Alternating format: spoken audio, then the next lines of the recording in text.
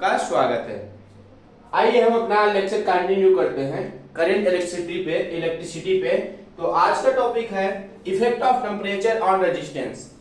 Resistance पर temperature का क्या इफेक्ट पड़ता है ये बात जानते हैं। तो प्रतिरोध हम लोगों ने पढ़ लिया था, प्रतिरोध के बारे में पढ़ चुके थे। प्रतिरोध क्या होता है? जो इलेक्ट्रिक करंट को अपोज करता है ना, वो होता है रेजिस्टेंस। तो रेजिस्टेंस का टेम्परेचर, रेजिस्टेंस के ऊपर अगर टेम्परेचर का क्या इफेक्ट पड़ता है वो बातें आज पढ़ते हैं थोड़ी बहुत।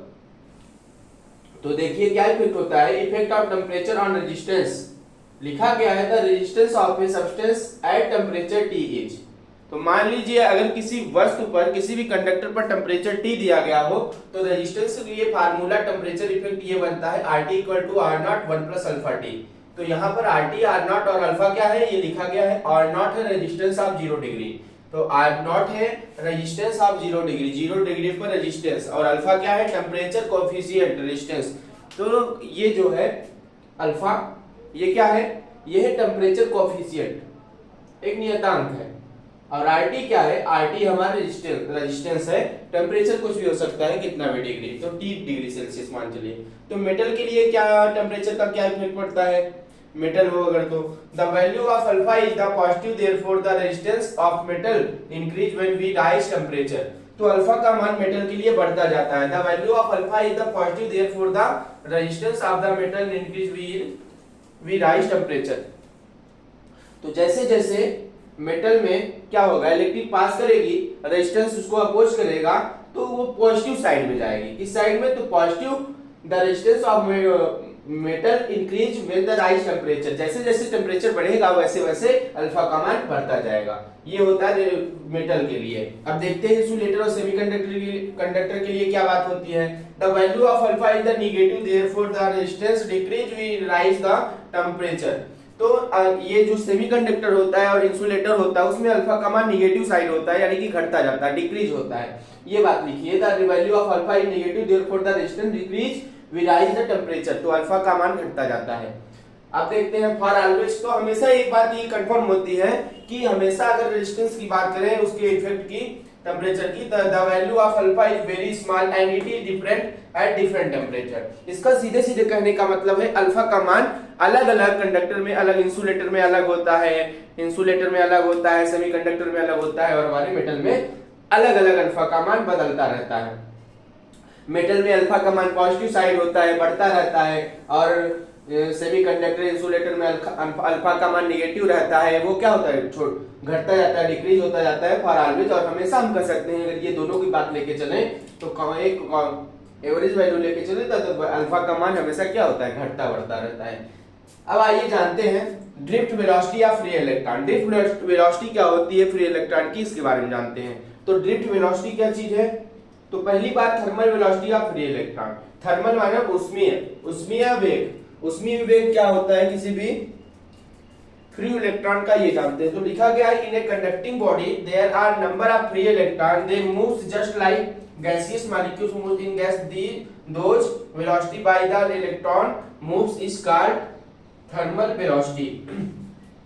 तो जिस प्रकार से गैस के मॉलिक्यूल्स क्या होते हैं, इधर उधर घूमते रहते हैं, इधर उधर घूमते रहते हैं, रैंडम मोशन करते रहते हैं, गैस के मॉलिक्यूल घूमते हैं, ठीक उसी प्रकार से अगर किसी भी कंडक्टर में कंडक्टिंग बॉडी में कह लीजिए, उसी प्रकार से इलेक्ट्रॉन क्या करते हैं? घूमते रहते हैं। वो जो घूम रहे हैं इधर उधर इलेक्ट्रॉन, जिस प्रकार गैस के मॉलिक्यूल्स घूमते हैं उसी प्रकार कंडक्टर में अगर इलेक्ट्रॉन घूम रहे हैं तो वो इलेक्ट्रॉन कहलाते हैं फ्री इलेक्ट्रॉन।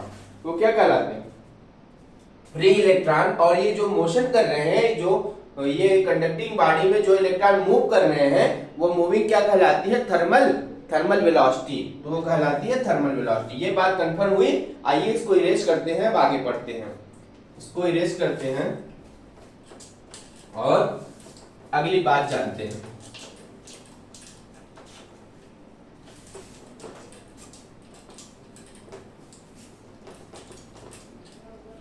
अब देखिए आप लोग क्या, average thermal velocity, average thermal velocity, ये क्या चीज होती है एवरेज थर्मल वेलोसिटी? तो एवरेज थर्मल वेलोसिटी लिख दे रहे हैं हम, उसके बाद समझते हैं। तो अब देखिएगा एवरेज थर्मल वेलोसिटी क्या चीज होती है। Average thermal velocity, the average of thermal velocity of all free electron is called average thermal velocity. तो जो भी हमारे कंडक्टर, जो भी इलेक्ट्रॉन इधर उधर घूम रहे थे, अगर उनका एक एवरेज ले लिया जाए तो होता है एवरेज वेलोसिटी। तो एग्जांपल के लिए if in a conductor there are an free electron, मान लीजिए हमारे पास ये कोई कंडक्टर है, इसमें बहुत सारे इलेक्ट्रॉन बह रहे हैं, तो नंबर ऑफ इलेक्ट्रॉन मान चलिए n है, फ्री इलेक्ट्रॉन बह रहे हैं, तो उसकी एवरेज थर्मल वेलोसिटी क्या होगी?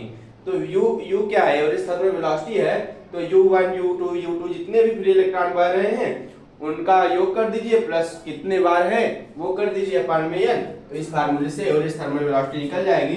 देखते हैं drift velocity of free electron क्या होती है। ड्रिफ्ट वेलोसिटी क्या चीज होती है ये बात जानिए।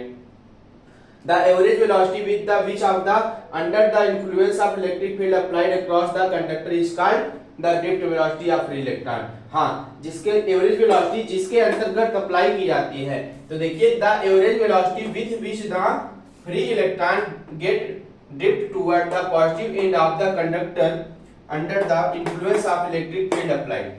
जब एवरेज वेलोसिटी में वो फोर्स कौन सा लगता है, वो वेलोसिटी जो लगती है एवरेज वेलोसिटी में, जो उसको पॉजिटिव दिशा में मूव कराने में मदद करती है कि वो पॉजिटिव दिशा में बहे, तो वो काम करती है ड्रिफ्ट वेलोसिटी। ड्रिफ्ट वेलोसिटी का काम होता है कि एवरेज थर्मल वेलोसिटी को हमेशा ये मान के चलता है कि एवरेज वेलोसिटी को हम हमारे थर्मल वेलोसिटी को वो पॉजिटिव डायरेक्शन में मूव कराए, यानी कि इंक्रीज ही कराना चाहे। तो ड्रिफ्ट वेलोसिटी वही चीज होती है कि फ्री इलेक्ट्रॉन को हमेशा क्या कराता है, पॉजिटिव डायरेक्शन में मूव कराने का काम करता है। तो ये बात समझ में आई ड्रिफ्ट वेलोसिटी क्या होती है। अब आइए जानते हैं हम लोग क्या mean free path. Mean free path और रिलैक्सेशन टाइम जान लेते हैं, उसके बाद बाकी का जो रहेगा हम लोग कल पढ़ेंगे। दो बातें और जानते हैं थर्मल वेलोसिटी से रिलेटेड। तो तीन बात जान गए, दो बात और कौन कौन सी? दूसरी चौथी बात है हमारी क्या? Mean free path of electron, mean free path of free electron. ये क्या होता है mean free path of electron?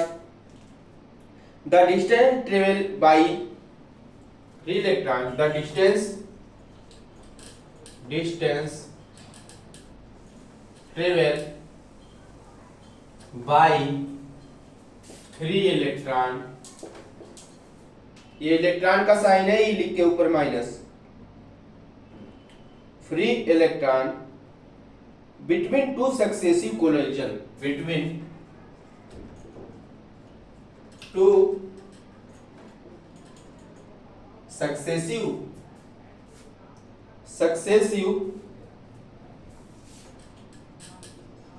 collision between two successive collision with positive ion is called, with positive ion is called क्या? Mean free path, mean free path. It is denoted by lambda, it is denoted by lambda। कोई कोई इसको lambda बोलते हैं ना, तो मैं इसको बोलता हूँ लैम्डा। मीन फ्री पाथ क्या होता है बच्चा पार्टी, ये जानिए। The distance travel by free electron between two successive collision. तो मान के चलिए जब दो फ्री इलेक्ट्रॉनों के बीच में जब चलते हैं और आपस में टकराते हैं, और वहां से टकराने के बाद क्या होता है, collision with positive ions, called mean free path. जब दो फ्री इलेक्ट्रॉन आपस में टकराते हैं और एक नए पॉजिटिव आयन का निर्माण करते हैं, तो कहलाता है, वो रास्ता कहलाता है जहां से वो टकराए और पॉजिटिव आयन क्या हुआ, पॉजिटिव आयन बना, वो कहलाया मीन फ्री पाथ। और it is denoted by lambda, इसको लैम्डा से डिनोट किया जाता है। अब आइए जानते हैं पांचवी बात, रिलैक्सेशन टाइम क्या होता है। रिलैक्सेशन टाइम, तो हेडिंग डाल दीजिए सब लोग, relaxation time.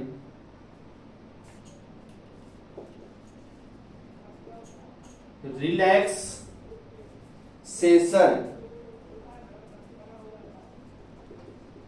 Time of free electron कर सकते हैं।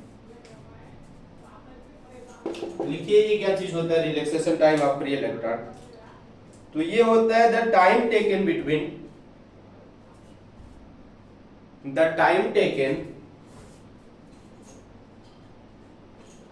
time taken between एक समय होता है एक प्रकार का between two successive collision between two successive collision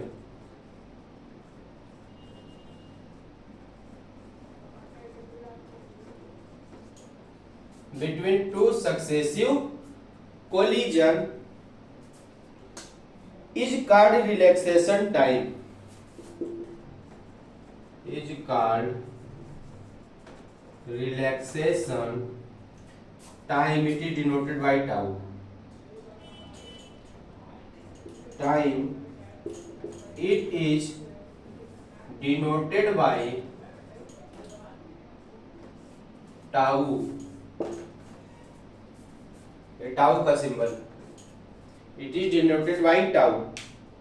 तो रिलैक्सेशन टाइम होता है the time taken between two successive collision is called relaxation time. जब दो फ्री इलेक्ट्रॉन आपस में टकराते हैं और इनको टकराने में जो समय लगता है, जब दो फ्री इलेक्ट्रॉन आपस में टकराते हैं, इनके टकराने में जो समय लगता है वही होता है क्या relaxation time. The time of taken between two successive collision is called relaxation time, और उसको दिखाया जाता है टाउ से। बात समझ में आई? ठीक है, तो आज के लिए बस इतना ही। बाकी का जो होगा लेक्चर वो नेक्स्ट वीडियो में होगा। अगले हम लोग पढ़ेंगे relation between drift velocity and electric current. Next class में हम लोग पढ़ेंगे relation between drift velocity and electric current. तो आज की क्लास आपको कैसी लगी? मिलता हूं आपसे नेक्स्ट वीडियो में। तब तक के लिए मस्त रहिए, खुश रहिए, जय हिंद।